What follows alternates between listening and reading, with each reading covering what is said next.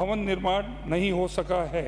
उप जिला चिकित्सालय के भवन निर्माण हेतु पीआईपी के बजट प्राप्त होते ही ट्रॉमा सेंटर एवं उप जिला चिकित्सालय का भवन एक ही परिसर में इनबिल्ट बनवाया जाएगा।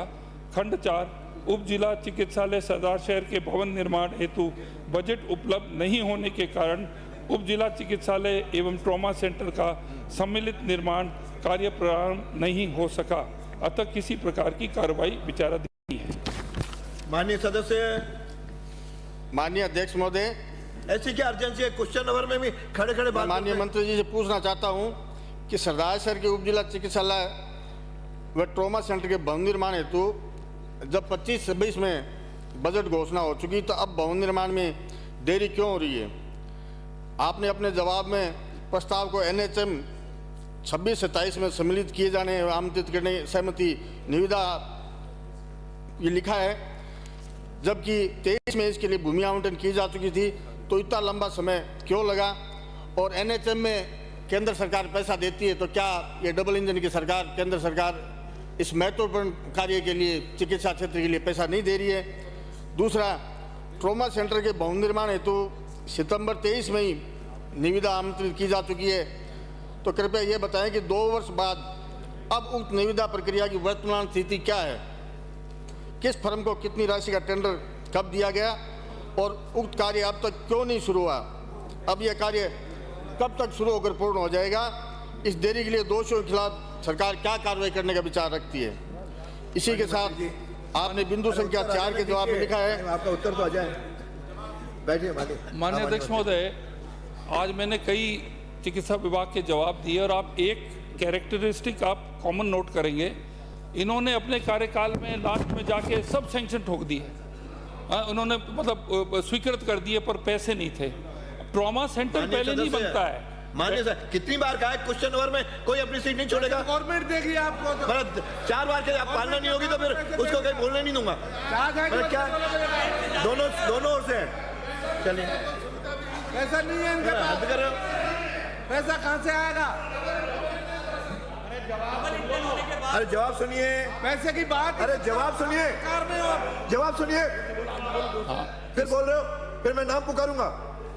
अभी जो STH है, फिर मैं नाम पुकारूंगा। अध्यक्ष महोदय, 10/10/2022 को STH सैंक्शन हुआ और 3/5/23 को ट्रॉमा सेंटर सैंक्शन हुआ। CHC एग्जिस्टिंग के अंदर पूरा हमने भरपूर इनको स्टाफ दिया हुआ है और बिल्डिंग भी SDM ने भी एक चिट्ठी लिखी है सरकार को कि जो इन्होंने जमीन चुनी है वहां पर वाटर लॉगिंग होता है और गंदा पानी आता है, तो उसके अंदर जो है हम एक बारी उसको देखेंगे। परंतु हम ऑलरेडी ये जो बजट हमारा 25-26 है, 35 करोड़ रुपए हम सैंक्शन ऑलरेडी इसमें कर चुके हैं। अगला प्रश्न है डॉक्टर सुभाष गर्ग। सर, प्रश्न आ गया है मेरे पास, उत्तर आ गया है। मैं केवल आप पूरे प्रश्न पूछना चाहता हूं। प्रश्न संख्या बोलिए।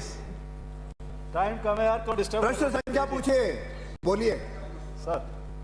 40 प्रश्न संख्या। हाँ, उत्तर आ गया है सर पूरा। हाँ, अब आप माननीय मंत्री जी, आपने जवाब दिया है, वैसे गलत जवाब है, लेकिन मैं आपसे सीधा पूछ रहा हूं। बोलिए मत, माइक सीधा करो।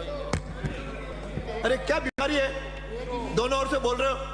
क्या मंत्री जी ये बताने का कष्ट करेंगे क्या पूर्व में इस पशु महाविद्यालय के लिए सरकार के द्वारा बजट स्वीकृत कर, टेंडर प्रक्रिया आमंत्रित कर, कार आदेश जारी कर करके भवन निर्माण का कार्य शुरू किया गया था या नहीं? हाँ तो कब, बताएं।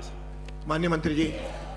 माननीय अध्यक्ष महोदय, मैं माननीय सदस्य को बताना चाहूँगा कि वर्ष 2022-23 में विगत सरकार द्वारा पशु चिकित्सा एवं पशु विज्ञान महाविद्यालय भरतपुर हेतु 8/9/22 को श्री जसवंत प्रदर्शनी पशु मेला हेतु आरक्षित भूमि में से 12 हेक्टेयर भूमि आवंटित की गई थी। सर, मैंने ये पूछा कि बजट स्वीकृत किया है या नहीं किया है? सर, मैंने पूछा है कि भाई बजट दिया था, कार आदेश दिए गए थे, कार शुरू हुआ नहीं हुआ? आ रहा हूँ क्योंकि वो भूमि मेला मैदान की थी। अध्यक्ष महोदय, क्योंकि वो भूमि मेला मैदान की थी इसलिए प्रश्नकाल समाप्त। बराजिए, बराजिए, प्रश्नकाल